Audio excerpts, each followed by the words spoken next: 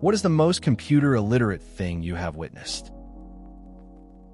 A real call I got once. Me. Tech support, how can I help you? Them. I'm not able to log into the website. Me. Okay, what message is it showing when you try to log in? Them. SIR. I'm not a computer person, so I don't know. Me. Do you know which web browser you're using? Them. I don't know what that is. Me. Okay, when you want to go on the internet, do you click on a blue E or a multicolored circle or them? SIR. I already told you that I am not a computer person. You're refusing TO help me. So I'm going TO hang up. I had a similar experience once at work. A customer called, frustrated about their phone not working. I asked them to check if it was charged. They said they didn't know how to check that. I tried explaining the power button but got nowhere. Eventually, they just hung up, and I was left wondering how they manage without tech. Sometimes people just aren't into it, and that's okay. I was buying a DVD for my grandma off Amazon. She doesn't have the faintest idea what Amazon even is, so I've always said that if she lets me know what DVD she wants, I'll buy it from my account for her. Anyway, we get to check out, and I let her know how much it is. She gets the money out of her bag, and then she starts measuring the size of the coins next to the USB and charging ports on the side of my laptop. After about 10 seconds of wondering what she was doing, she informs me she's looking for which hole to post the money into. She legit thought you paid for items online by posting the money into one of the computer ports. That's pretty funny. I can imagine your grandma's confusion. Technology can be a lot for some people. It's interesting how she thought you could just drop cash into the laptop. It's nice that you're helping her with the DVD. Just goes to show how differently generations interact with tech. Makes for a good story though, and probably a memorable moment for both of you. I used to work at college. Teachers are not always the most tech-savvy of individuals, but while I was helping one of them, once I noticed that she was using the mouse with the tail pointed towards her. I was so WTF trying to get my head around how this had come about and why it didn't occur to her to turn it around. The buttons were under her palm, and she had to curl her fingers and press them, let alone the fact that with that arrangement left is right and down is up, that I couldn't find the words to bring it up. One time, I was helping a friend set up their new laptop. They had the mouse upside down, just like that teacher. I was staring, trying to figure out if they were messing with me or genuinely didn't know better. I didn't say anything at first, just let them struggle. Eventually, I pointed it out, and they were shocked. Sometimes you just have to wonder how some things get overlooked. At a shop I help out at, a group of panicked older women, 55 plus, recruited me to fix the computer.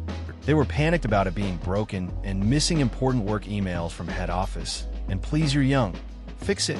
I'm tech savvy but no expert, so I wasn't sure I could be much help. Until I got to the computer and saw the problem. The email was sorted from oldest newest instead of newest oldest. That was it. I clicked it, and they celebrated me like I was Steve Jobs. That's a classic scenario. It's funny how something so simple can cause so much panic. You just fixed their problem without any real tech wizardry. It's interesting how people often think younger folks are tech geniuses just because they grew up with it. But in the end, sometimes it just takes a little patience and a click. Glad you could help those women out. Showing a customer how to play DVDs on her laptop, set up VLC, and have it so it would automatically run when she loaded one in. As an example, I put in a medical training DVD I had lying around that was left behind by someone else ages ago, but I used it for these types of scenarios. The DVD comes on, it has a list of different sections, so I randomly pick on gastrointestinal, and it plays a training video. Woman, why did you do that? Me, do what? Woman, why? Why did you pick gastrointestinal? Thinking she was somehow offended by the choice, I then said, Me, oh, sorry. It's just an example to show you how the DVD functionality works on your machine. Woman, so I pop out the DVD and tell her she's good to go when she replies. Woman, so to play DVDs, I have to choose gastrointestinal? This reminds me of a time I was helping a friend set up their new laptop. We were just trying to get through the basics, and I accidentally opened a random file. It turned out to be a really embarrassing old video of them doing karaoke. They turned bright red and just stared at me. I was just trying to help, but sometimes it's the little things that stick with you. I literally had a boss at my job who did not understand the difference between right-click and left-click, or regular clicking or double-clicking. Whenever he needed to attach something to an email, which was every day, he'd call me into his office and I would have to walk him through it. Click on new email. Left-click. Left-click. Once or twice. Once. Okay, now click next to the word to the right. To the right of it. Okay, now type in. Do I click again? No, just type. He tried writing down how to do it a dozen times and gave up every time because it was easier to have me coach him. This was my life for 2 years. That sounds pretty exhausting. I mean, having to explain basic clicks every day for 2 years would drive anyone a bit nuts. It's interesting how some people just can't grasp tech stuff, while others pick it up immediately. I guess you became the go-to tech support for him. At least you got to practice your patience. It's funny how some tasks that seem simple can take so much time when someone struggles with them. When I was in middle school about 12 to 14 years ago, our computer teacher told us a story of the time when CDs were still relatively new and 1.44 megabytes floppies were still widespread. He had a student who knew Jack, and his mother had to help him with everything. Once, when doing a project, he had to do some work at home. It was saved on one of these floppies. When he brought it to school for editing or uploading or whatever, he didn't know how to load it onto the computer. So he tore open the case and placed the magnetic disc into the CD tray and tried it that way. That's classic. It's funny how technology changes so fast. Back then, floppy disks were a big deal. I remember people struggling with them too. This kid really thought he could just drop it in like it was a CD. It's wild to think about how we learned back then, just figuring things out as we went. Now, kids don't even see those things anymore. Just goes to show how things change. I had a professor once who, while he was projecting his screen to the class, typed Google into the Google search bar in his browser, then clicked the Google result he got, then typed in images into Google, then clicked Google Images, then searched for what he was looking for. We were all sitting there, mouths agape. That's a classic moment. I had a friend in school who did something similar during a presentation. Instead of showing the slides, he accidentally opened his email. We all watched him navigate through his inbox for a solid minute. Everyone was just silent, and eventually, he realized what was happening and started laughing. It's funny how tech can trip us up sometimes, even in front of a crowd. Not strictly a computer, but years ago my uncle called my dad on Christmas morning pretty pissed off. Ramrod 312's dad. How the fuck do you get this damn PlayStation to work? I finally was able to save up and get one for the kids, but the fucking thing doesn't turn on. It's broken. Is it plugged in? Thanks. That's a classic. Sometimes it's the simple things that trip people up. I mean, Uncle's frustration is relatable. It's Christmas, and you expect everything to work seamlessly, especially for the kids. But then, you realize it was just a matter of plugging it in. Just goes to show, technical issues can be the easiest to solve, if you remember the basics. Gotta love those family moments though. Most of my students, who are almost all 18 and 19, have apparently never used a word processor. I start every semester thinking, okay, these people have grown up surrounded by computers. Surely, I don't need to go over this. I'm always wrong. A few times, I've had students hit enter twice at the end of every line to double space their paper. I've had multiple students use the space bar to center their title. They can't add a header, and they don't know what the tab key does. I love my job, but come on, guys. It's wild to think about how some students miss basic tech skills. I remember in college, a friend of mine struggled with Word. He kept formatting his essay like it was an email. We ended up having a mini tech class right before deadlines. Not saying I'm a pro, but it's surprising how some things aren't common knowledge, even with all the screens around us. Gotta help each other out, I guess. Guy spilled a glass of water on his laptop and complained very loudly that it wasn't working. When I picked it up and the water ran out, I said that's why. His response was priceless. What kind of an idiot do you think I am? All laptops are waterproof. I had his manager explain that they weren't. That's a classic moment. It's wild how some people just refuse to accept the obvious. I mean, thinking laptops are waterproof? It's a bit of a stretch. The manager stepping in was probably the best part, though.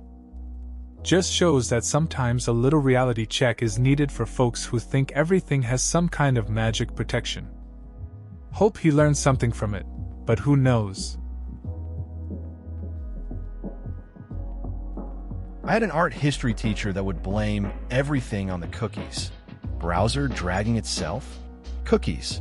Taking too long to load a video on YT? Cookies. School internet acting up? Cookies. Windows had to update? Damn cookies. Computer had to restart? These damn cookies. And no, she wasn't playing around. She also Googled for Google every time. I had a similar experience in college. My professor would always blame technical issues on the network. Group project not uploading on time? Network issues. Can't connect to the Wi-Fi? Network problems. It got to a point where we joked about it, saying the network was a living entity. It added a weird charm to our classes. We learned to work around it, but it was hard not to laugh. Open up Internet Explorer. Okay, / proceeds to wander the mouse around the screen for a while. It's the blue E right there. / takes another few seconds, finds it, and proceeds to click it repeatedly for a solid 4+ seconds. A window opens up with 10+ tabs. See? It runs so slow. Edit. For clarity, we have to run IE at our company because some database stuff our intranet uses works only with IE. So, my friend had to use Internet Explorer at work because of some outdated system. He took forever to find the icon and kept clicking it like that would make it load faster. After he finally got it open, he had like 10 tabs up. The whole thing was just a mess. We kept joking how they should just upgrade the software because IE is just not made for today anymore.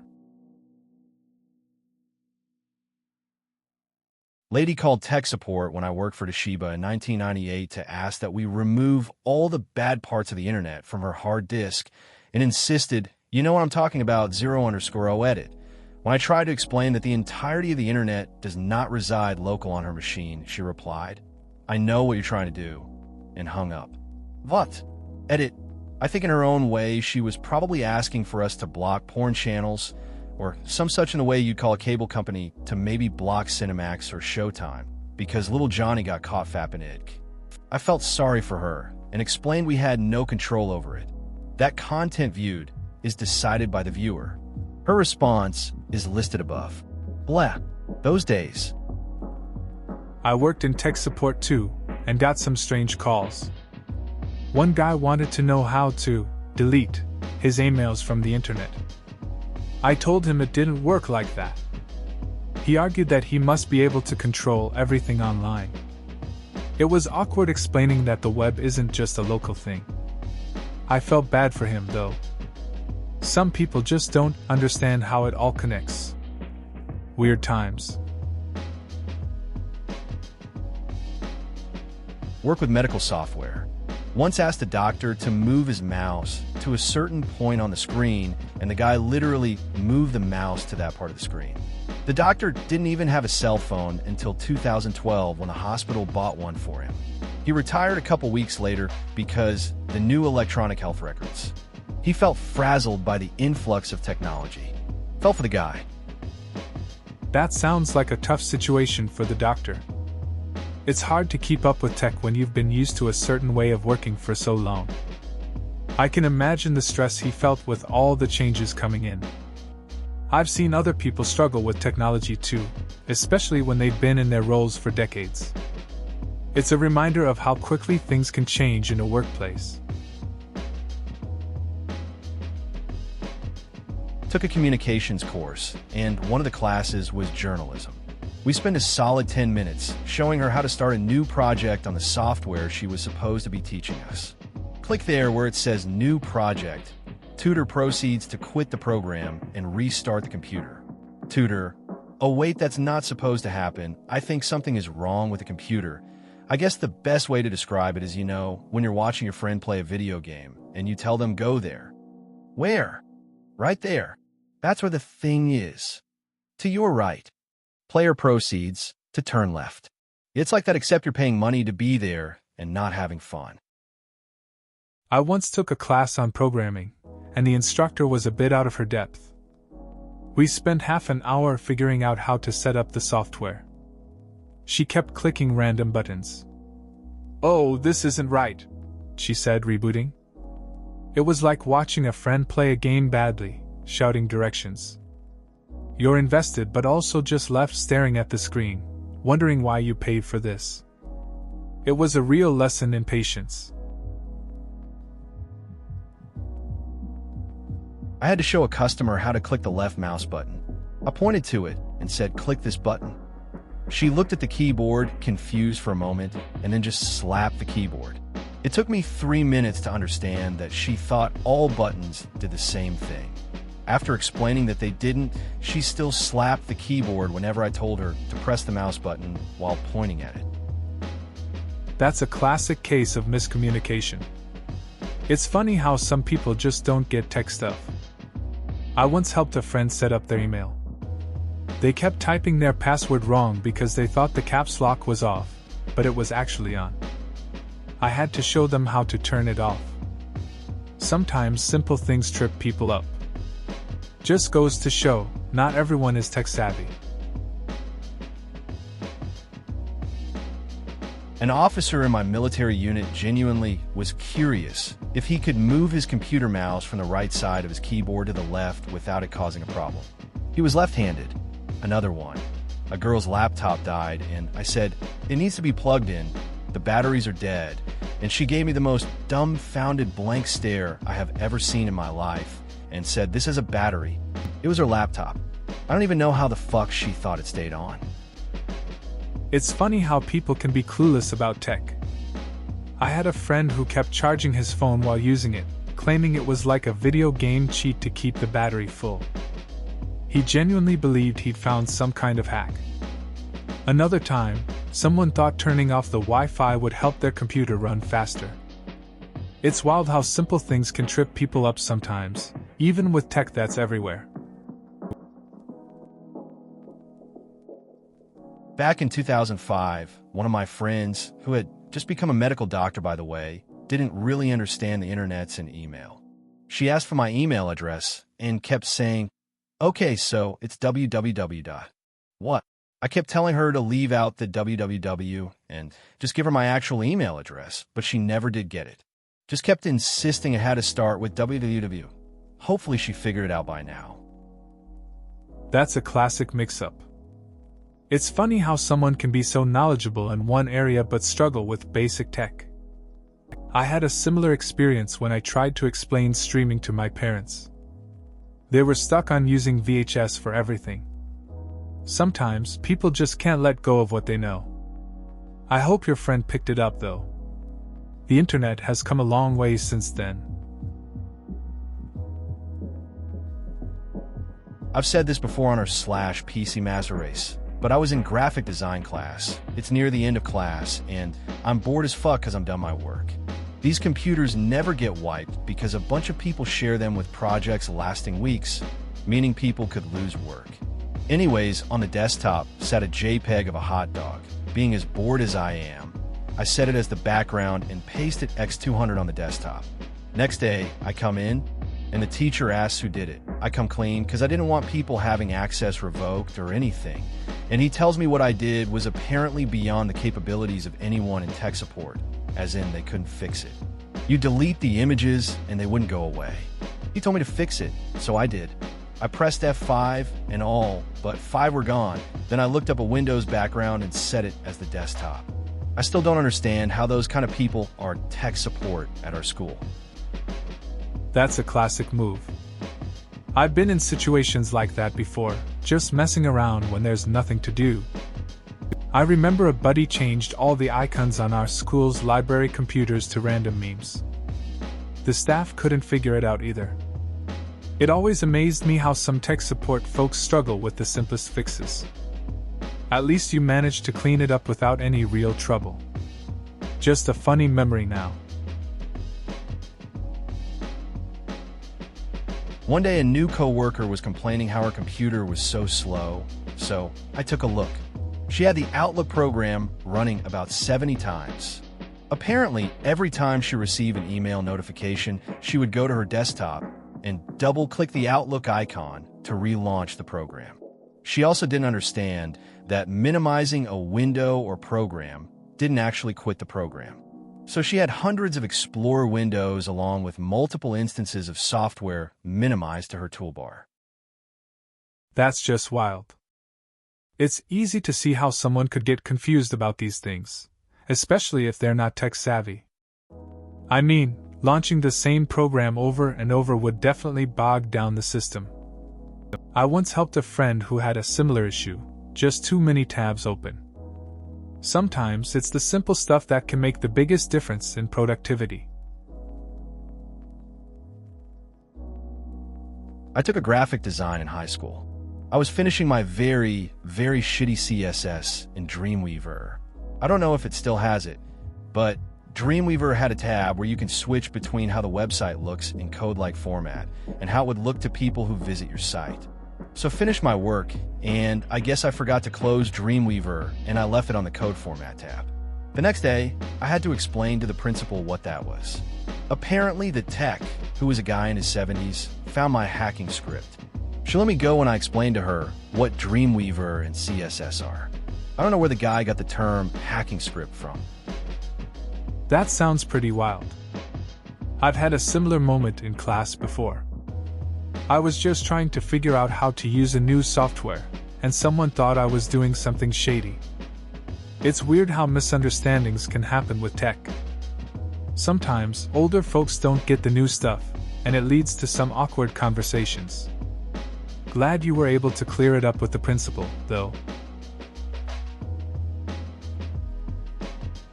Coworker freaked out and immediately grabbed the phone to call IT, just because IE through a IE is not your default browser dialog box. Edit. Also the coworker who'd manually looked through a table with about 2,000 randomly ordered entries to match up an asset number with a location.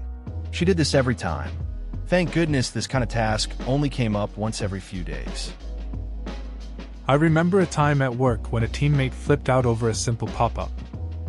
It was just a reminder that Internet Explorer wasn't the default browser. Instead of figuring it out, she called IT right away. It was funny because she'd often look through a massive table with 2,000 entries, matching asset numbers to locations manually. Guess she didn't see the irony in that. At least it was a rare task. I work at a job where I grab expensive tech from a stockroom to hand to people. The stuff in here is like RAM memory tablets, processors, that kind of stuff. I was watching a coworker do an order before I start my shift. An order comes in for an i7 processor, and they immediately go look in the Apple section because they saw the I. They spend the next 10 minutes looking through every Apple product for an i7 chip. That's a classic mix-up. I've seen stuff like that happen at work too. One time, a friend spent ages looking for a specific phone model, but the model didn't even exist. Just kind of wandering around, checking boxes. It's funny how a little misunderstanding can lead to a lot of wasted time. You can't help but shake your head and laugh when it happens to someone else. In high school, we had a power outage, and the CRT monitors in the library lost their display settings. As I was about to use one, I was fixing the screen with the buttons on the front of the monitor, and the librarian walks up behind me. "What are you doing?" "I'm hacking your Hotmail, lady. What's it look like?" That sounds like a classic high school moment. It's funny how small tech issues can lead to awkward interactions. I remember a similar situation where I was trying to fix a projector for a class, and the teacher walked in thinking I was doing something sketchy. Thankfully, she just laughed it off when I showed her what I was really trying to do. Those little panic moments are memorable for sure. It's not exactly something I witnessed, but everyone in my office is computer illiterate. I got my job as an AITA guy, and my entire computer knowledge is literally based on the ability to use Google when I need to fix something. It's been a little over a year now. They still have no idea, and I'm being paid what I regard as way too much for what I do. Edit. Okay, apparently this is more common than I thought. It sounds like a pretty interesting situation. Being in that role where you just Google solutions is relatable. I've had a friend in a similar spot, where their coworkers rely on them for basic tech help, yet they feel underqualified. It's surprising how common it is. Sometimes, it's just about being in the right place at the right time, I guess. Makes the job a bit easier, doesn't it? A few weeks ago, I'm trying to show an older lady at work how to restart. I tell her to click the start button in the lower left-hand corner. She asks, "Where?" I respond with "right below the desktop," pointing towards the monitor. She starts moving stuff on her desk looking for the start button. Sad face. To this day, she still blames the computer for why it won't work right. This definitely sounds familiar. I once had a similar moment with a friend trying to teach her how to use her phone. I told her to swipe left for apps, and she just kept tapping the screen. A week later, she was still frustrated, saying her phone was dumb.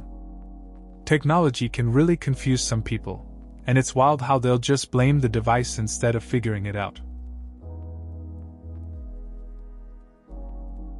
I had a computer illiterate boss that I hated. I knew on my days off she would always go through the computer I used and check to see if I downloaded or added anything, and she'd check my browsing history. I didn't really care, but because I hated her and I knew she had very basic knowledge, I decided to screw with her. I took a screenshot of the desktop with all the program icons on it, then deleted all the icons and set the screenshot as the wallpaper. I didn't get to witness the chaos ensue because she waited until I was off to use the computer, but I was told she was frantic. She completely lost her shit over it, asking one of my friends to fix it and make the icons work again. He just shook his head and said, "I don't know how to fix that. Never seen anything like it."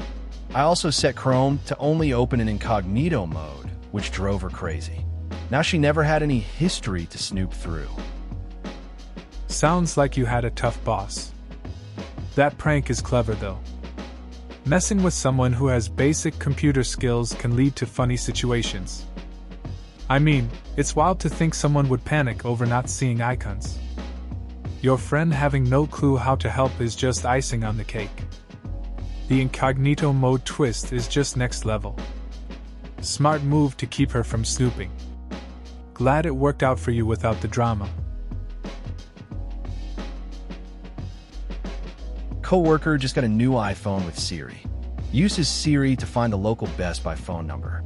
While Siri is reading the hashtag out loud, she scrambles for a pen and paper to write it down instead of hitting the call button. For the record, she called immediately after, so it wasn't like she was saving the hashtag for later. That's kind of hilarious. Like she had Siri right there, but still chose the old school way. It's funny how people sometimes forget about convenience. I guess it's a habit. But then again, calling right after makes it even more puzzling. Sometimes, we just get stuck in our own ways, I programmed my grandma's TV remote so that she would only need to press one button to watch her favorite channel. I even put a sticker underneath the button so that she wouldn't forget which button to press. She ended up pressing on the sticker instead of the button. Still really miss her though. That's a nice story.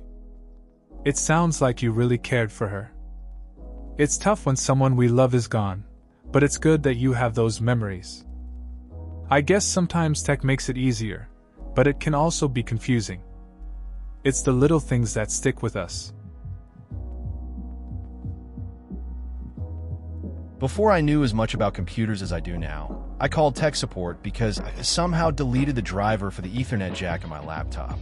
The call went something like this. Mihai, yeah, I accidentally deleted the driver for the Ethernet jack, and this laptop doesn't have Wi-Fi. Jason, okay, have you tried restarting? Me, yeah, it still won't work. Jason, after a few minutes of holding, okay, what I need you to do is visit the website for information on fixing it. Me, click. I remember a similar moment when I messed up my laptop's sound driver. I called tech support, and the guy told me to check the volume settings first. I had no idea it was muted. After fumbling around for a while, I finally found the problem. The silence was awkward, but we both laughed it off when I got it working again. Sometimes simple things trip you up. I used to work tech support for an ISP, so I have many stories. One of my favorites, though, when a little old lady called because her computer was not reading floppy disks. I head over to her place to diagnose the problem. She takes me to her computer to show me what the problem is. She pulls out a floppy disk and inserts it into the drive while it's still in a plastic sleeve. I explain to her that the computer cannot read the disk when the sleeve is on. She needs to take the disk out before inserting it into the drive. Her response was very innocent and cute. Well, I don't want it to get a virus. I had to explain to the lady that the plastic was not a condom for the disk. That story is pretty classic. I can picture the scene, just a simple misunderstanding. It's funny how technology can confuse people, especially if they're not used to it. The old lady's logic about protecting the floppy disk with the sleeve is kind of endearing. It reminds me of how sometimes we complicate things just to make them safe. Good times in tech support, I guess. People have the best intentions. This is about 10 years back, so forever in computer time. My mother-in-law used to think that you can type anything you're looking for with a .com after it, and that website will pop up. Like if she wanted a recipe for pot roast, she could write recipe4potroast.com, and boom, it would be there. She learned the hard way when she wanted to look up Dick's Sporting Goods. That's a classic moment. It's funny how some people still think the internet works that way. I remember a friend who tried to search for a movie by making up a title with a .com too. He ended up with some weird site instead. You can't really blame them though. The internet can be pretty confusing at first. It's nice to look back at those early days of learning how to search. I've always been a huge fan of the following when a user has an issue. A. Taking a picture of their screen, emailing it from their personal email to their work email, creating a new email to IS support, and finally attaching the photo to that email. B. Doing a print screen, printing the print screen in black and white ink, scanning the print screen they just printed, and having the scan emailed to their work email, creating a new email to IS support, and finally attaching the scan to that email. That's a pretty roundabout way to solve an issue. I've seen friends go through similar lengths just to get help. One time, a buddy of mine took a photo of his screen, sent it to himself, then emailed tech support. It's funny because it took way longer than just explaining the problem directly. Guess some people just like doing things the complicated way. Makes for a good story later though. Please consider subscribing if you enjoyed. Love.